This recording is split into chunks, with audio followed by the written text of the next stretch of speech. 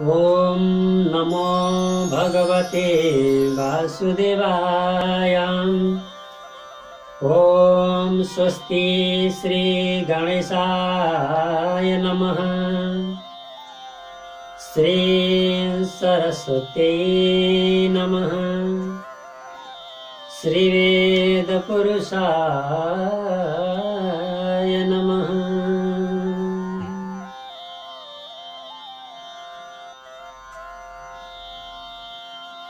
नमः परमहंसास्वादित चरण कमल चिन्मकरन्दाय भक्तजनमानस निवासाय श्रीरामचन्द्राय वर्णानामर्धसङ्घानं रसानां छन्दसामपि मंगलानां च कर्तारो वन्दे वाणी विनायको। लक्ष्मीनाथ समारम्भं नाथयामुनमध्यमम् अस्मदाचार्यपर्यन्तं वन्दे गुरु परम्पराम्। यो नित्यमच्युत पदाम्बुजयुग्मरुग्मं व्यामोहतस्तदितराणि तृणाय मेने। अस्मद्गुरोर्भगवतस्य दयैकसिन्धो रामानुजस्य चरणौ शरणं प्रपद्ये। नीलाम्बुजश्यामलकोमलाङ्गं सीतासमारोपितवामभागं त्वाणौ महासायकचारुचापं नमामि रामं रघुवंशनाथम्। गजाननं भूतगणादिसेवितं कपित्थजम्बो फलचारुभक्षणम् उमासुतं शोकविनाशकारकं नमामि विघ्नेश्वरपादपङ्कजम्।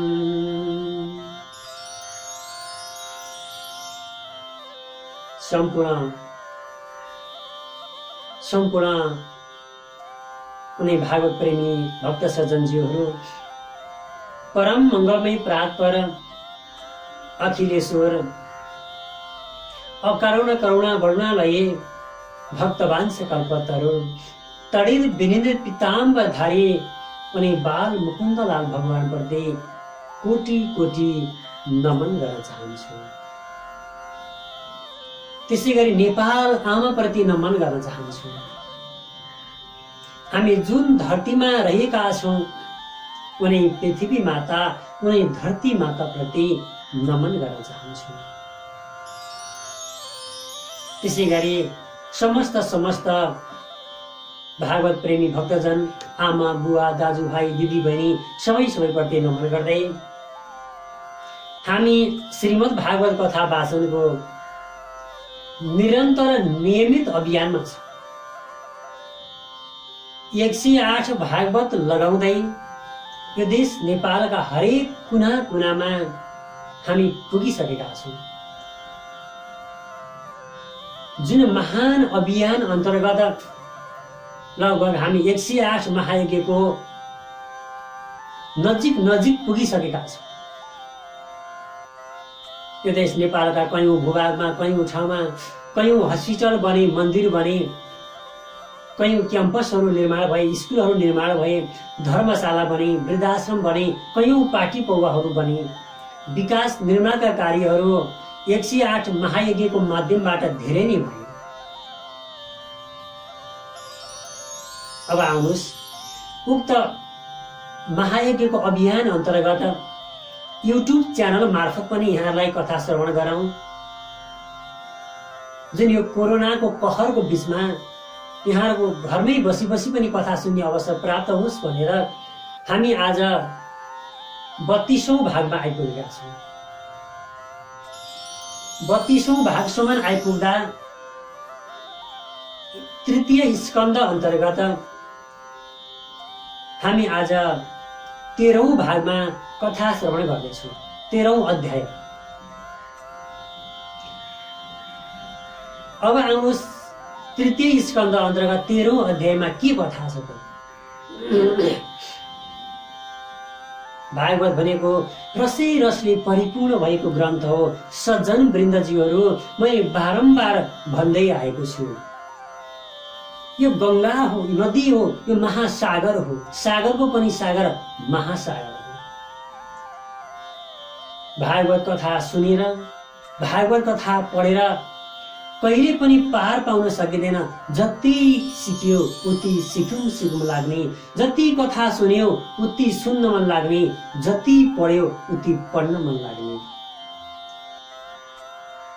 एक दिन दुई दिन मात्रै होइन, हाम्रो जीवनभरि नै कथा सुन्दा पनि कहिल्यै तृप्त हुँदैन। यस्तो पवित्र ग्रन्थ श्रीमद् भागवत महापुराण हेर्नुहोस्। आज हरेक ठाउँ ठाउँमा यहाँले धेरै गुरुदेवका मुखार बिन्दबाट श्रवण गर्न पाउनु भएको छ। आहा, यहाँहरू कति भाग्यमानी हुनुहुन्छ। अहिले ठाउँ ठाउँमा भागवत यहाँले सुन्न पाउनुहुन्छ। यति दुर्लभ कथा छ। आज देवताहरूको लागि त यति दुर्लभ भयो कथा। स्वर्गवासी देवताहरूले जुन अमृतको घडा लिएर आउँदा श्री सुखदेव स्वामीसँग बिन्ती गर्न लागेका थिए, सुखदेव हे स्वामीज्यू, आज हामीले हजुरलाई अमृतको घडा अमृत प्रदान गर्छौं, हामीलाई कथा सुनाउनुहोस्। त्यो बेलामा आज कहाँको काँच, कहाँको मणि, कहाँको हरिकथा, कहाँको अमृत। अमृत भन्दा हरिकथा, भगवान हरिको लीलारूपी कथा धेरै माथिको कुरा हो। त्यसैले स्वर्गवासी देवताहरूले पनि अमृतको घडा लिएर कथा सुन्न आउँदा श्री सुखदेव स्वामीले आज यसरी सुनाउनु भयो ती देवताहरूले। कथा सुन्न पाएन।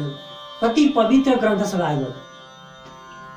त्यसैले सम्पूर्ण सज्जन प्रेमी भक्तजनजीहरू, आउनुहोस् यो पवित्र लीलामय रसमय भागवत, यो ज्ञान रूपी गंगा सागरमा हामी प्रवेश गरौँ। श्रीमद् भागवत महापुराणमा श्री सुखदेव स्वामीको र आज उनी राजा परीक्षितको व्याख्या गरिएको छ। भागवत कथा जहाँबाट सुने पनि, जताबाट सुने पनि आज रसे रसले परिपूर्ण भएको ग्रन्थ हो प्रभु। रसे रसले परिपूर्ण भएको ग्रन्थ हो। श्रीमद् भागवत महापुराण कथा जन्म जन्मान्तरको पुण्यको उदय भएपछि मात्रै कथा सुन्न पाइन्छ। त्यसैले आज श्रीमद् भागवत महापुराणको तृतीय स्कन्द अन्तर्गत 13औं अध्यायमा राजा परीक्षितलाई श्री सुखदेव स्वामीले नैमिषारण्य नाम गरेका गंगाका तट किनारमा आज यिनै भागवत धर्मको बारेमा व्याख्या गर्दै हुनुहुन्छ प्रभु। के भन्नुहुन्छ त? श्री सुखदेव स्वामीले बिन्ती गर्नुभएको छ, हे राजन परीक्षित, आज विदुरले मैत्रेयजीको पवित्र वाणी सुनेर फेरि सोध्नुभयो, हे मैत्रेयजी, स्वयंभुव मनुले प्रिय पत्नीलाई प्राप्त गरेपछि के गर्ने? तपाईले यसको बारे मलाई बताइदिनुहोस्। मलाई सबै कुरा बताइदिनुहोस्। म यो कथा सुन्न चाहन्छु। मैत्रेयजी भन्नुहुन्छ, स्वयंभुव मनुले आफ्ना पिता ब्रह्मालाई भन्नुभयो। ब्रह्मालाई भनी, स्वयंभुव मनुका स्वयं पिता ब्रह्माजी, हे ब्रह्मन, कुन कर्मद्वारा मैले हजुरको आराधना गरौँ, हजुरको सेवा गरौँ? कुन कर्मबाट हजुरको सेवा गरौँ मलाई बताइदिनुहोस्। मैले हजुरको निम्ति, हजुरको चित्त शान्ति पार्नको लागि के काम गरौँ मलाई बताइदिनुहोस् न प्रभु। यसरी बिन्ती गर्दा अब ब्रह्माजी भन्नुहुन्छ, स्वयम्भुव मनुले सोध्नुभयो मैले हजुरको सेवा कसरी गरौँ। ब्रह्माजीले त भन्नुभयो सृष्टि गर न छोरा हो, सृष्टि गर। अब सृष्टि गर्न त गर्ने, तर के सेवा गर्ने, कसरी गर्ने, कहाँबाट सुरु गर्ने, ल हुन पिताजी बताइदिनुहोस् न। यो सृष्टिको आरम्भ कसरी गर्ने हो, कहीँ ठाउँ नै छैन, कहीँ बस्ने घरै छैन। सारा संसार सबै जलमग्न भएको ठाउँमा आज कहाँ बसेर कसरी सृष्टि गर्ने हो पिताजी, यो बताइदिनुहोस्। अब ब्रह्माजीले भन्नुभयो, हे स्वयम्भुव मनु, तिमीले शतरूपा पत्नीमा सन्तान पैदा गरेर धर्मपूर्वक पृथ्वीको पालन गर। यज्ञद्वारा श्रीहरि भगवानको आराधना गर, यज्ञ गर, अनुष्ठान गर, हरिभजन गर, भगवानको सेवा गर। यस प्रकारले जुन बेलामा ब्रह्माजीले बताउनु भयो भगवान हरिको सेवा गर, भगवान हरिको सत्संग गर, भगवान हरिलाई भज। त्यही बेलामा स्वयम्भुव मनुले फेरि सोध्नुभयो ब्रह्माजीलाई। स्वयम्भुव मनु प्रश्न गर्नुहुन्छ, हे ब्रह्मन, जलमग्न भएकी पृथ्वीको पहिले उद्धार गर्नुहोस्। हे पिताजी, तपाईले मलाई जुन शतरूपा पत्नीमा सन्तान पैदा गर भनेर त बिन्ती गर्नुभयो, तर जलरूपी पृथ्वीमा मैले कहाँबाट सन्तान पैदा गर्ने। पहिला पृथ्वीको उद्धार गर्नुहोस्, हामीलाई बस्ने ठाउँ दिलाइदिनुहोस्, मेरो प्रजाहरूको लागि पनि बस्ने ठाउँको व्यवस्था गर्नुहोस्। पिताजी, बस्ने ठाउँको त व्यवस्था मिलाइदिनुहोस्, म सृष्टि गर्न तयार छु, सृष्टि क्रमलाई अगाडि बढाउन म तयार छु भन्नुभयो।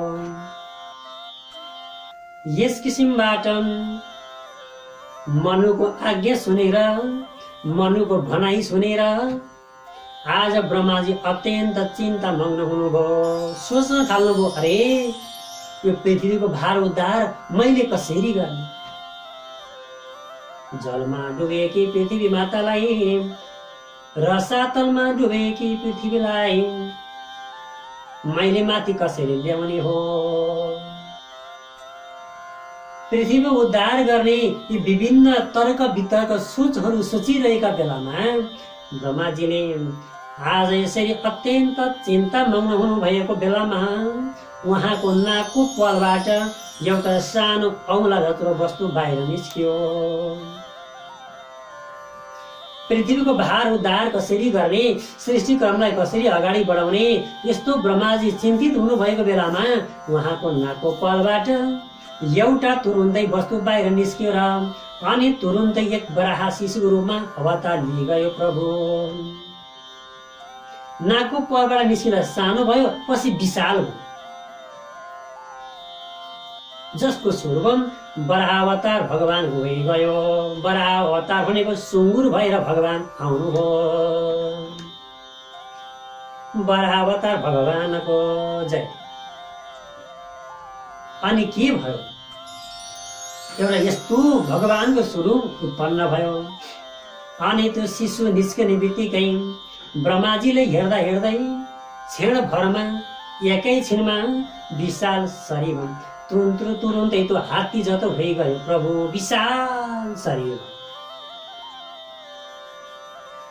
त्यसपछि त्यो बराह अवतार रूप गर्दै समुद्रलाई थर्काउँदै आज जलभित्र प्रवेश गर्न गयो।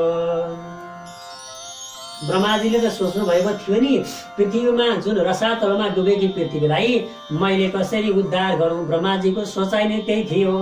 ब्रह्माजीले त्यही सोच्दा सोच्दै आज त्यही कामलाई पुरा गर्नको लागि भगवान आउनुभयो। ल्याउनुहोस् त, जब जब भक्तलाई दुःख पर्छ भगवान तुरुन्तै आउनुहुन्छ, तर भक्तको पुकार सुनेर भक्तले त्यही अनुसार भगवानलाई पुकार गर्नु पर्यो। भगवानले भक्तको पुकार सुनेर अवश्य भगवान आउनुहुन्छ। ब्रह्माजीलाई साह्रै गाह्रो पर्यो भने आज ब्रह्माजीलाई पनि मेरो प्रभु स्वयं आउनुभयो। भगवानले अब सहयोग गर्नुहुन्छ। भगवानले अब ब्रह्माजीको सोचेका मनोकांक्षाहरू पुरा गरिदिनुहुन्छ। यस किसिमबाट सारा पृथ्वीलाई गर्जायमान बनाउँदै बरावतार भगवान ब्रह्माजीबाट आज्ञा लिइकन सारा पृथ्वीलाई थर्कायमान बनाउँदै ठुला ठुला आवाज निकाल्दै त्यो आवाज सुनेर सबैजना त्राहीमान बन्नलाई यस्तो अचम्मको आवाज कहाँबाट आयो? अत्यन्त डरलाग्दो आवाज छ। यो कुन पुरुषार्थको आवाज हो भनेर स्वर्गवासी देवी देवता पनि सारा सबैतिर समस्त देवी देवता पनि आश्चर्य मानेर सुन्न लागे त्यो आवाज। अनि सारा पृथ्वीलाई अत्यन्त थर्कायमान बनाउँदै समुद्रलाई पनि थर्काउँदै जलभित्र भगवान प्रवेश गर्नुभयो। सारा सबैलाई थर्कायमान बनाउँदै उनी बराहवतार भगवान जलभित्र जानुभयो। हेर्नुहोस् त। अनि कसैले पनि देख्नु भएन जलभित्र जाँदा। फेरि आकाशमा उड्न लाग्नुभयो, जलमा जाने, समुद्रमा डुब्ने, भित्र जाने, त्यो पानीको धेरै तल गहिराइसम्म जानुभयो मेरो भगवान। कसैलाई पनि त्यहाँ देख्नु भएन। अब मेरो बरावतार भगवान त्यहाँबाट माथि आउनुभयो। समुद्रबाट माथि आएर मेरो भगवान आकाशमा उड्न लाग्नुभयो। पृथ्वीका चारैतिर आकाशमा उड्न लाग्दा चारैतिर घुम्नुभयो, आकाशमा उड्नुभयो, कहीँ पनि केही पनि देख्नु भएन मेरो प्रभुले। अनि फेरि जलमा सारा सबैतिर प्रवेश गर्ने, कहिले जलमा जाने, कहिले आकाशमा जाने, यसो गर्न।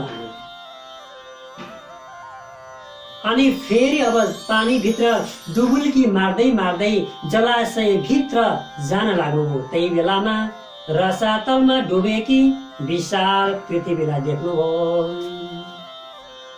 मेरो प्रभुले पृथ्वी मातालाई देख्नुभयो। जब पृथ्वी माता पानीमा धेरै तल गहिराइसम्म त्यो तलाउमा रसातलमा डुबेकी पृथ्वी मातालाई मेरो प्रभुले देख्नुभयो, मेरो भगवानले देख्नुभयो। अनि त्यसपछिबाट आफ्नो खुरले जललाई चिरेर त्यो जललाई फिट्टा बनाएर मेरो प्रभुले पृथ्वीलाई आफ्नो दाराले उद्धार गरेर जलमाथि ल्याउने विचार गर्नुभयो। त्यो जललाई आफ्नो खुरद्वारा हटाएर मेरो प्रभुले आफ्नो दाराको भरमा त्यो पृथ्वीलाई माथि लिएर आउने विचार गर्नु। अब कहाँ ल्याउने भन्दा त्यो समुद्र माथि लिएर आएर रसातलको माथि लिएर आएर पृथ्वीलाई राख्ने भगवानले यस्तो विचार गर्नु। अनि त्यही बेलामा भगवानले पृथ्वीलाई माथि लिएर आउन लाग्दा जुन बाटोमा मेरो प्रभु आउँदै हुनुहुन्थ्यो समुद्र बाटो भएर धेरै तल थियो पृथ्वी। त्यही बेलामा बीच बाटोमा एउटा अत्यन्त महापराक्रमी हिरण्यक्ष नाम गरेको दैत्यले विघ्न बाधा पारिदियो। मेरो प्रभुले पृथ्वीलाई लिएर आउँदै हुनुहुन्थ्यो। विशाल शरीर भएको हिरण्यक्ष दैत्यले भगवानलाई त्यहाँ विघ्न बाधा पारिदियो। प्रभु मेरो प्रभुले कसरी लिएर आउने पृथ्वीलाई? कति भगवानले कति खोजेर पृथ्वी मातालाई पत्ता लगाउनु भयो। बल्ल बल्ल माथि लिएर आउन लाग्दा हिरण्यक्ष दैत्यले बीचमा भगवानलाई विघ्न पारिदियो। अनि त्यो धेरै महापराक्रमी थियो। यति ठुलो शरीर थियो हिरण्यक्ष दैत्यको, त्यो वीर पराक्रमी थियो। युद्ध गर्दा सारा सबैलाई युद्धमा त्यसले हार पिउनु पर्थ्यो, त्यस हराइदिन्थ्यो। सारा सबैसँग विजय हासिल प्राप्ति गर्ने त्यस्तो वीर पराक्रमी हिरण्यक्ष दैत्य थियो। अब त्यो बेलामा भगवानलाई तुरुन्तै त्यसले आक्रमण गर्यो। भगवानले त्यसको क्रोध सहन सक्नु भयो। अनि भगवान मेरो प्रभुले त्योसँग युद्ध गर्नुभयो। हेर्नुहोस् त, त्यो विशाल महापराक्रमी विशाल शरीर भएको त्यो दैत्यसँग मेरो प्रभुले युद्ध गर्नु। युद्ध चल्दै गयो धेरै समयसम्म भगवानको र आज वराह अवतार भगवानको र हिरण्यक्ष नाम गरेको दैत्यको युद्ध भयो। अनि अन्तिममा गएर यसरी युद्ध भएपछि